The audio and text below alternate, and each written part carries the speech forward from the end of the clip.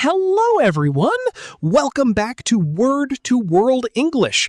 I'm so happy you're here with us today. Whether you're joining us for the first time or you're a regular listener, welcome, welcome, welcome. Hey there, everybody! Great to be back with you all. Smith here, and wow, I had the most confusing morning. I texted my friend and said, "You must come to the party." And he showed up in a suit because he thought it was super formal and urgent. Oh no!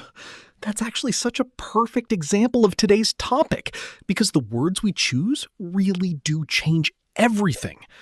I'm Anna, and honestly, I make mistakes with these words too sometimes. And that's exactly what we're going to fix today. We're talking about 3 phrases that English learners use almost every day. Need to, must, and supposed to. These seem similar, but they are not the same. By the end of this episode, you'll know exactly when to use each one, why they feel different to native speakers, and how to avoid the mistakes that most learners make. I promise, this is going to change how you speak. Before we jump in, we want to hear from you.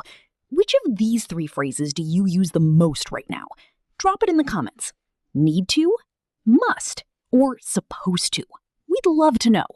And if you haven't already, please like this video and subscribe to Word to World English.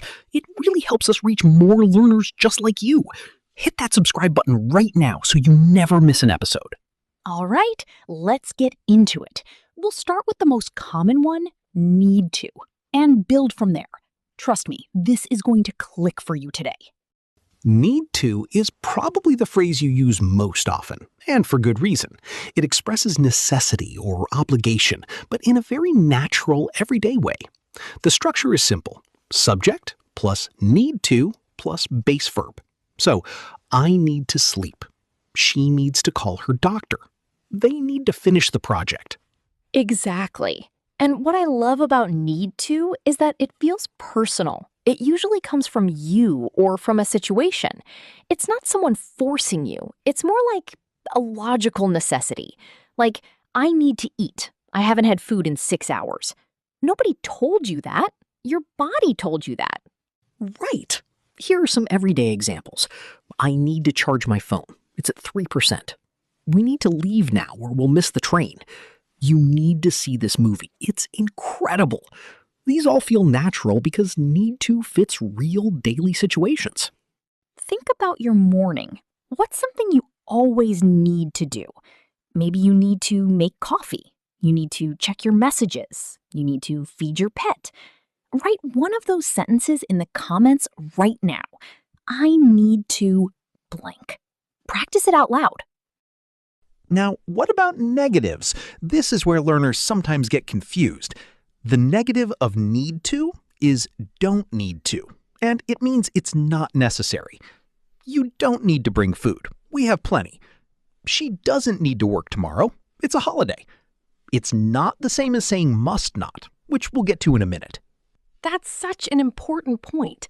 Don't need to means no obligation, but must not means it's forbidden. Those are very different meanings. Can you think of an example where someone might confuse those two? Try writing one in the comments. Also, need to works perfectly in questions. Do I need to make a reservation? Does she need to bring her passport? These sound very natural and polite. You'll use them constantly in real life. So to summarize this section, need to expresses everyday necessity. It comes from logic, personal needs, or situations. The negative, don't need to, means not necessary, not forbidden. And it works in statements, negatives, and questions. Simple, right? Let's keep going. Now, let's talk about must. And this one has a slightly different feeling. Must is stronger. It expresses strong obligation or rules, often from an authority, a rule or a very strong personal belief. The structure is subject plus must plus base verb. You must wear a seatbelt. Students must arrive on time. I must remember to call her. Here's the key difference. Need to feels like a practical necessity. Must feels like a rule, a command, or a very strong feeling. Think about a sign at an airport. It doesn't say you need to show your passport. It says passengers must present valid identification. That formal, official feeling, that's must. And must also has another really interesting use, making deductions. When you're very sure about something based on evidence, you use must. She must be tired. She's been working for 12 hours. That must be the right answer. You're not 100% certain, but you're very confident. It's logical reasoning. Oh, I love this use. Like when I see someone yawning constantly, I say, you must be exhausted. Or when someone's been traveling all day, you must be hungry. I'm not asking, I'm concluding from what I see. That's such a natural thing native speakers do all the time. Now, here's a formal versus informal comparison. In formal writing, like rules, laws, or official instructions, must is very common. In casual conversation, people often replace must with have to or need to. So, you must submit the form by Friday sounds official. You need to submit the form by Friday sounds a bit more relaxed, but means the same thing. Think about rules in your life, at work, school, or even at home. Can you make a sentence using must? Something like, at my job, I must blank. Or, in my country, drivers must blank. Write it in the comments. We want to see your sentences. First, must for obligation and rules. Second, must for strong deductions. Third, in casual speech, have to or need to often replace must. These three uses will cover almost every situation you'll ever encounter. Great work so far. So we've got need to for everyday necessity and must for strong obligation or logical deductions. Now let's tackle the one that confuses people the most, supposed to. This one's really interesting. Supposed to is the phrase that trips up so many learners, and honestly, even some advanced English speakers misuse it. The key thing to understand is that supposed to talks about expectations, plans, or what is generally considered correct behavior. The structure is subject plus am, is, are, plus supposed to, plus base verb. And here's the really important part. Supposed to often carries a meaning of something that should happen, but might not be happening. It's about expectation versus reality. The meeting is supposed to start at 9. Does that mean it will start at 9? Not necessarily. It means that's the plan, but reality might be different. Think about these everyday situations. I'm supposed to call my mom tonight. She's waiting. He's supposed to bring the documents, but I'm not sure he did. We're supposed to take off our shoes before entering. These all describe expectations, social rules, plans, or things people have agreed to. And supposed to is also great for describing social expectations and unwritten rules, things that are generally understood, even if nobody said them out loud. You're not supposed to talk loudly in a library. Children are supposed to respect their elders. These aren't written laws, they're social expectations. Here's a tip for politeness. When you want to remind someone of what was agreed or expected, but without being rude about it, supposed to is perfect. Instead of saying, you didn't come, you can say, you were supposed to come. It states the fact without attacking the person. Say these sentences out loud right now.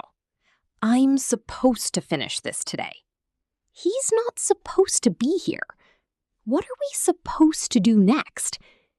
Can you hear how supposed to sounds? It's a bit softer, a bit more observational than must. That tone is important. Let's do a quick practice. I'll say a situation, and you say which phrase fits. You have a rule at work that everyone must sign in.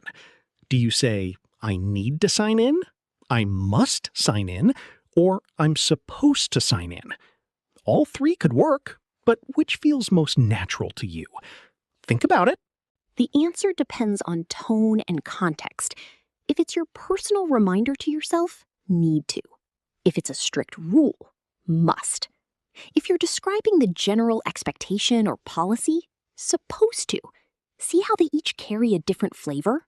That's the core lesson here. Great job making it this far. Okay, confession time.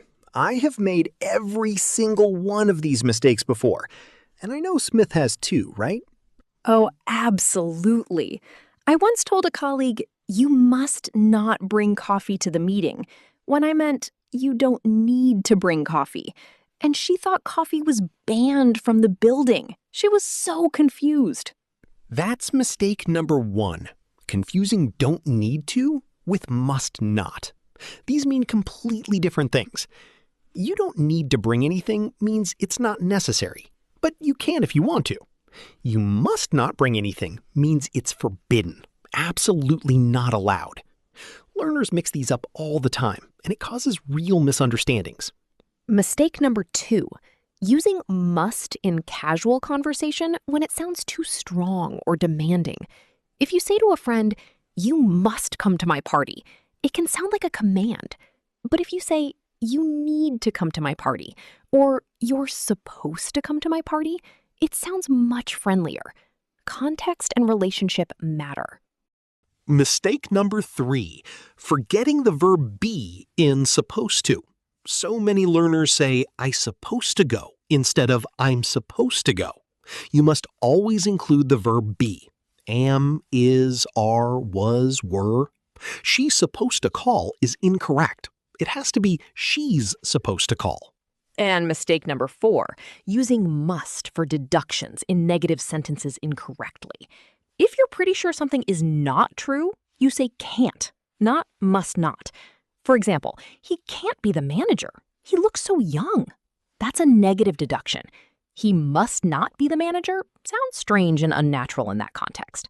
These mistakes happen to everyone, truly. The important thing is to notice them and keep practicing. Which of these 4 mistakes have you made before? Be honest and write it in the comments. We promise we won't laugh. We've made them all ourselves. Absolutely. Making mistakes is part of learning, and every mistake you notice is a step forward. You're doing great just by being here and paying attention. Keep going. All right, let's test what we've learned. This is the Choose the Correct Sentence activity. I'll give you 2 options. You say which one is correct and why. Ready? Let's go. Situation 1, you're reminding a friend about a plan you made. Option A, you must come to dinner tonight. Option B, you're supposed to come to dinner tonight. Which one fits better?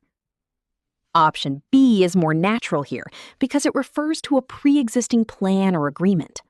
Situation 2, there's a rule at a hospital. Option A, visitors don't need to turn off their phones. Option B, visitors must turn off their phones. In a hospital, option B is correct. This is a strict rule, and must communicates that authority. Say it out loud. Visitors must turn off their phones. Situation 3, you're talking about something that wasn't necessary. Option A, you must not have brought food. Option B, you didn't need to bring food. Option B is correct. You're saying it wasn't necessary, not that it was forbidden. This one catches a lot of people. Situation 4, you see someone driving very fast.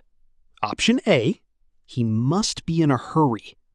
Option B, he's supposed to be in a hurry.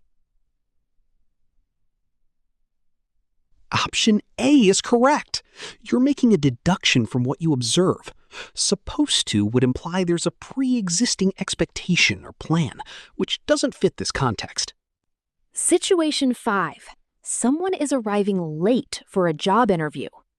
Option A, she needs to be here by now. Option B, she was supposed to be here by now. Both can work, but option B carries that sense of expectation not being met, which fits perfectly for a late arrival. Now, your challenge. Create your own sentence using each of the 3 phrases. I need to, I must, I'm supposed to. Write all 3 in the comments. This is the best way to make these phrases part of your natural English. And remember, don't worry about being perfect. Focus on communicating. Native speakers care about your message, not whether every grammar rule is perfect. The more you practice, the more natural it becomes. Wow, what a fantastic episode! I'm honestly so proud of how much we covered today. You now understand 3 of the most important and commonly confused phrases in English, and you know the difference between them. Let's review the 3 main concepts we covered. Number 1, need to expresses everyday personal necessity. It's natural, practical, and comes from logic or personal needs.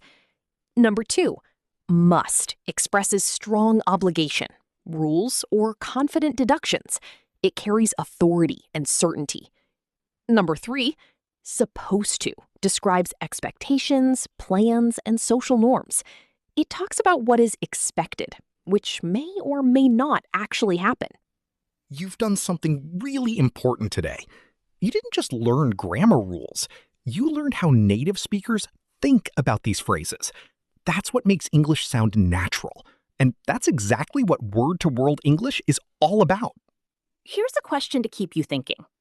Which of these 3 phrases do you think you'll use differently after today?